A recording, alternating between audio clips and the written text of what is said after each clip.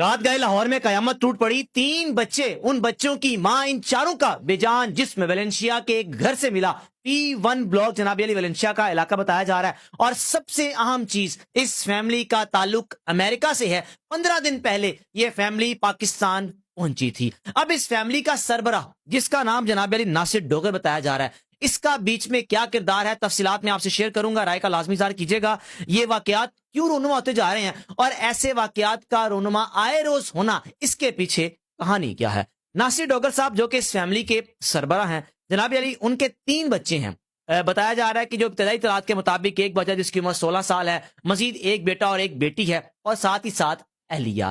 ہمسایوں کے مطابق اس فیملی کو پاکستان آئے ہوئے 15 دن ہوئے ہیں۔ یہ فیملی امریکہ میں رہتی ہے، اور ویلنشیا ٹاؤن P1 بلاک گھر انہوں نے 15 روز پہلے رینٹ پہ لیا، اور 15 دن بعد آج یہ واقعہ پیش آ گیا۔ شام کے وقت جناب علی اس فیملی کا سربراہ ناصر ڈوگر صاحب جو کہ اپنے گھر سے گروسری لینے نکلے، جس وقت فیملی کے لوگ یعنی 3 بچے اور بچوں کی ماں کھانا کھا رہی تھی۔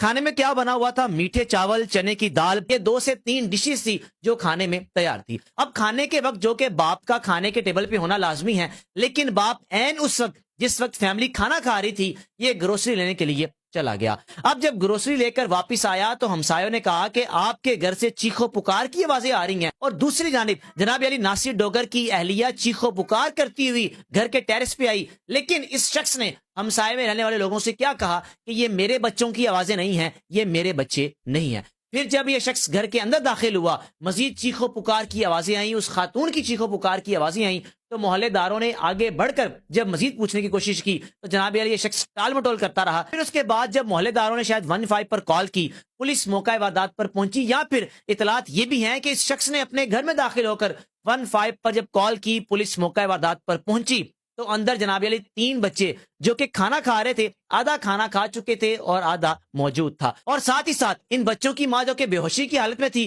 اور اس نے بھی کھانا کھا رکھا تھا۔ اب تک کی مبینہ اطلاعات کے مطابق جناب علی اس کھانے میں زہر تھا، اور کھانا کس نے کھایا؟ 3 بچوں نے اور بچوں کی ماں نے۔ اور کیسا اتفاق ہے کہ کھانے کے وقت باپ کا ٹیبل پر ہونا ضروری تھا، لیکن باپ عین اس وقت جس وقت بچی اور اہلیہ کھانا کھا رہی تھی، والد ان بچوں کا گروسری لینے چلا گیا، اور جب آیا اہلیہ کی حالت جو کہ ناساز تھی، اس کو جناح ہاسپٹل لے کر جانے کا فیصلہ کیا گیا، لیکن ایمبولینس ابھی آدھے راستے پر پہنچی تو خاتون بھی اس دنیا سے رخصت ہو گئی۔ ناصر ڈوگر کو پولیس نے گرفتار کر لیا۔ اگین بتا دوں کہ اس فیملی کا تعلق امریکہ سے بتایا جا رہا ہے، اور ٹھیک 15 دن پہلے یہ فیملی جناب علی امریکہ سے پاکستان پہنچی، اور اس گھر کو انہوں نے آ کر رینٹ پر لیا۔ اب تو پولیس انویسٹیگیشن کرے گی کہ کیا واقعی ان کو زہر دیا گیا، یا کیا معاملہ تھا، یا کھانے میں کوئی ایسی چیز نہ مل گئی ہو جس کے باعث تینوں بچے اس دنیا سے رخصت ہو گئے، بچوں کی ماں رخصت ہو گئی۔ اور سوال یہی ہے کہ ہاں، اگر کھانے میں کچھ تھا تو کھانے کے ٹیبل پر اس وقت باپ موجود کیوں نہیں تھا؟ یہ تو پولیس انویسٹیگیشن میں بتائے گی، لیکن ابتدائی اطلاعات کے مطابق فیملی کا تعلق امریکہ سے ہے۔ 15 دن پہلے یہ ویلنشیا کا علاقہ P1 ٹاؤن ہے،